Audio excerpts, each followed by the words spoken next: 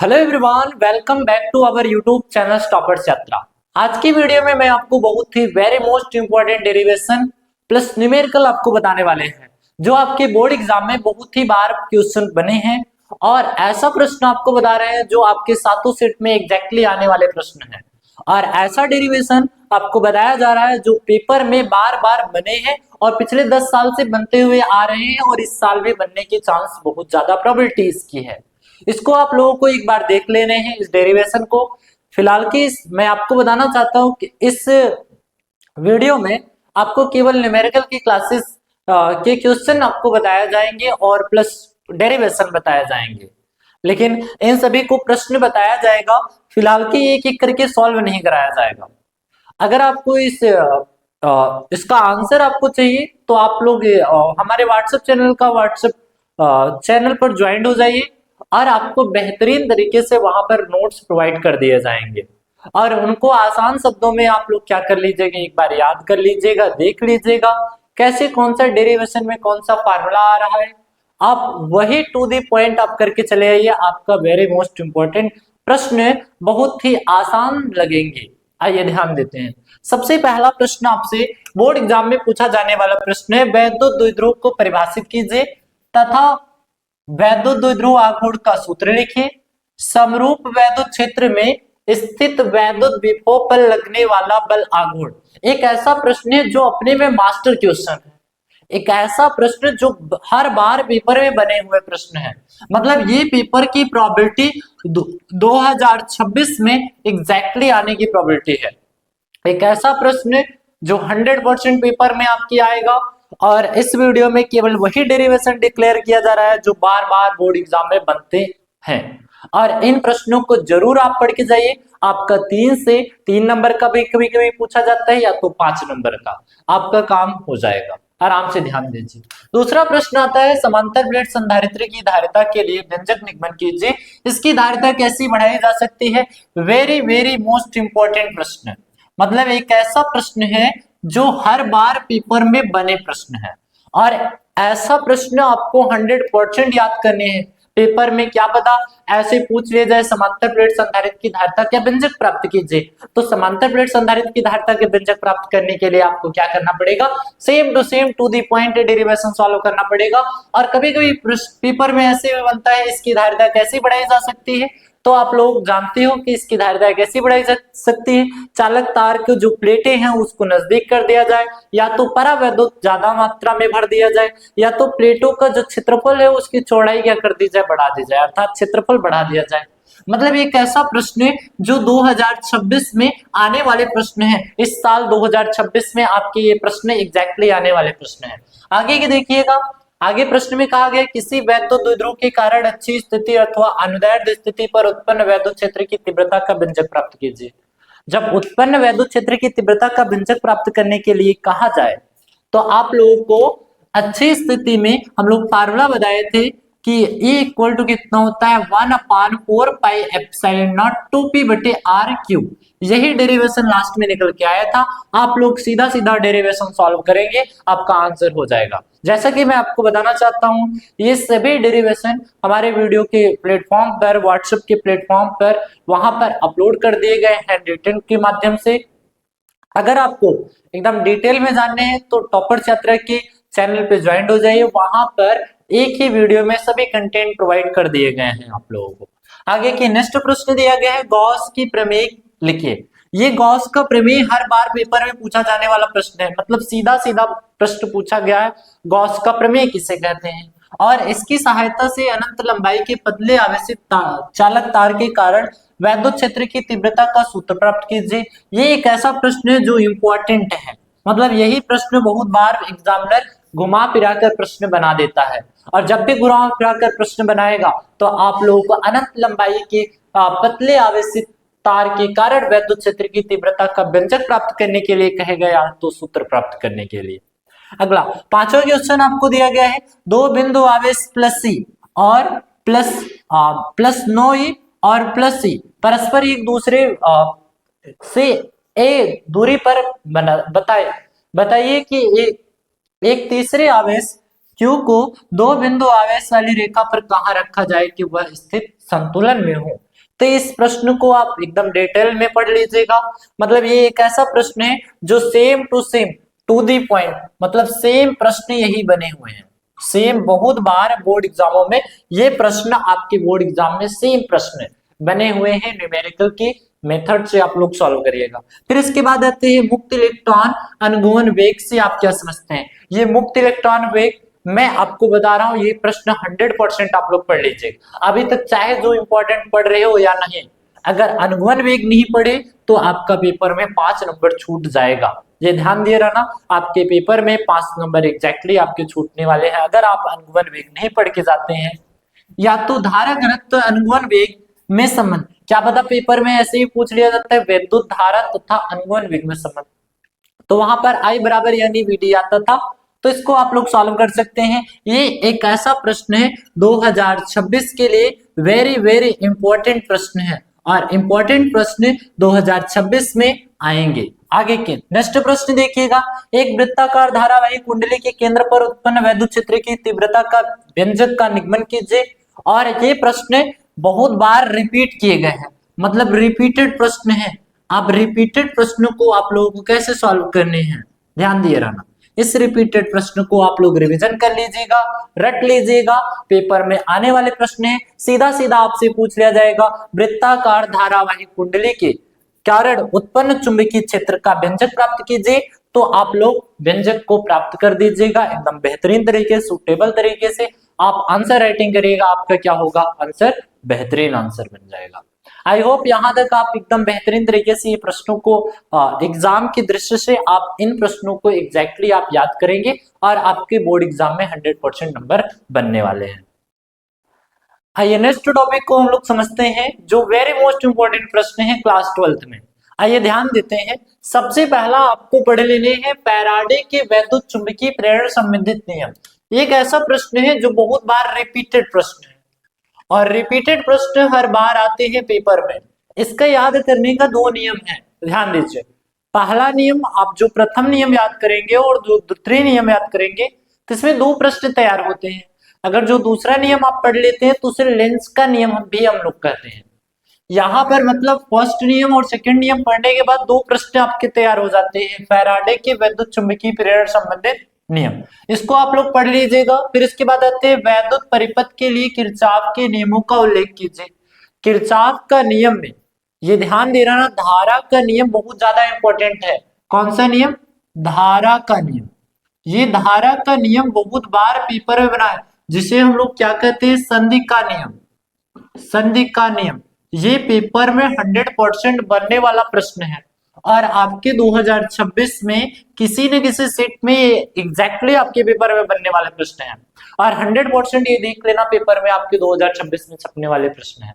इसके बाद आता है अगला न्यूमेरिकल की क्लास हम लोग देख लेते हैं।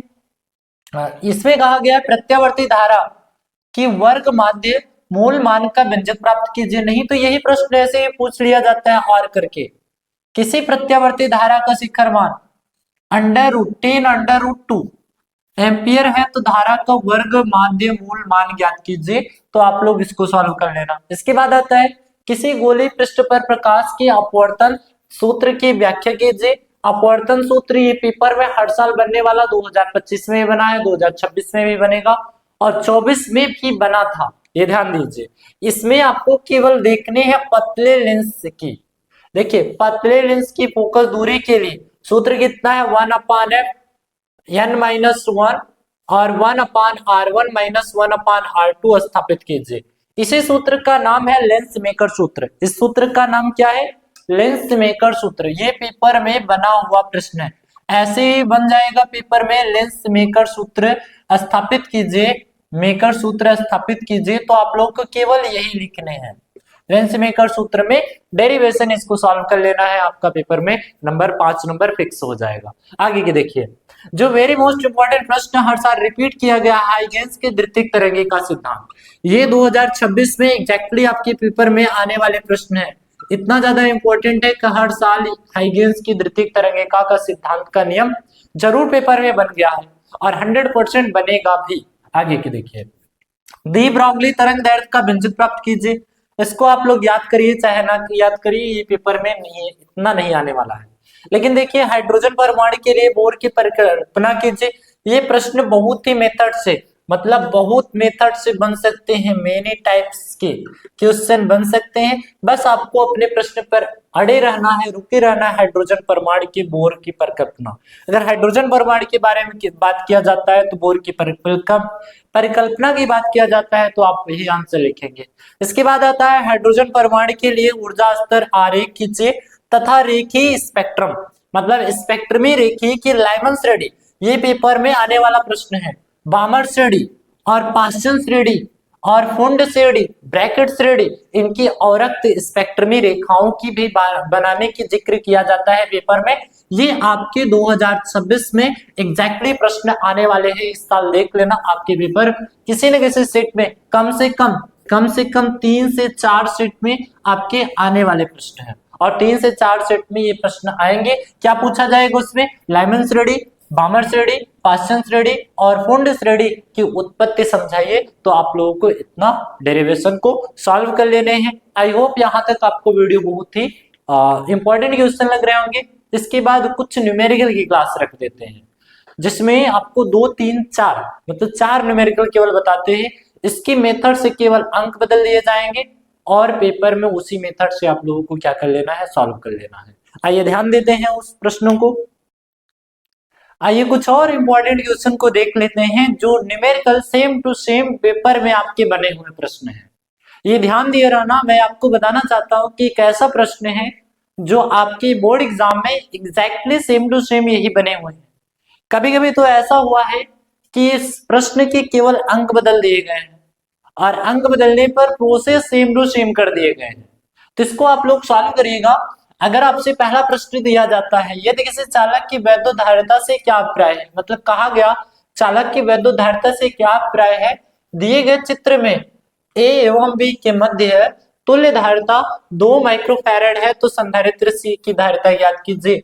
तो ध्यान दीजिए, इसका परिपथ यहां दे दिया गया है, इसका वैल्यू ए है, इसका वैल्यू बी, तो दोनों के बीच की तुल्य धारिता ज्ञात करनी, ए और बी के बीच की तुल्य धारिता आप लोगों को क्या कर लेनी है? ज्ञात कर लेनी है। अगर आपको ये आंसर नहीं पता चलते तो आप हमारे व्हाट्सएप चैनल के ग्रुप पर ज्वाइन हो जाइए। वहां पर एक एक प्रश्न का आंसर आपको डिटेल में दे दिया गया है, प्रोवाइड कर दिया गया है। आइए ध्यान देते हैं। दूसरा प्रश्न आपको रिवीजन कर लेने न्यूमेरिकल, दिए गए परिपथ में निम्न की गणना कीजिए। परिपथ की तुल्य धारिता ज्ञात करनी है।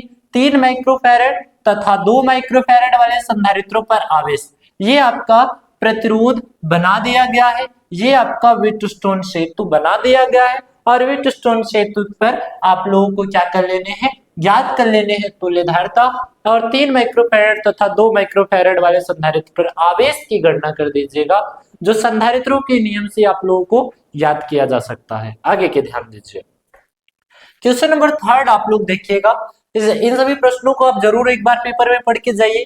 क्या पता ऐसे अंक चेंज कर दिए जाएंगे, अगर अंक चेंज कर दिए जाएंगे तो ये सभी आ जाएंगे। ये जो तीनों प्रश्न आपको बता रहे हैं, ये जो तीनों प्रश्न आप लोगों को बताया जा रहा है, ये बोर्ड एग्जाम में 2026 में एग्जैक्टली बनने वाले प्रश्न है, और ये प्रश्न बनेगा, यहां पर लिख दे रहे, ये प्रश्न बनेगा, 100% बनेगा। ये तीनों प्रश्न में कोई एक बन जाएगा 100%। आगे के देखिए, दिए गए परिपथ के लिए प्रत्येक शाखा में बहने वाली धारा का मान ज्ञात करना है। इसमें 2 बंधलूप तैयार किए गए हैं और हम लोग किरचॉफ का दूसरा नियम लगा देंगे, ये आराम से सॉल्व हो जाएगा। आई होप आप यहां तक क्लियर कॉन्सेप्ट के तरीके से सीख गए हैं। मिलते हैं इसके बाद एक क्वेश्चन और आपको बता दें जो 100% पेपर में बनने वाले प्रश्न हैं, और उन प्रश्नों को आपको सॉल्व कर लेना है, डिटेल में आप लोगों को सॉल्व कर लेना है। तब तक के लिए नेक्स्ट क्वेश्चन को आप लोगों को बताते हैं।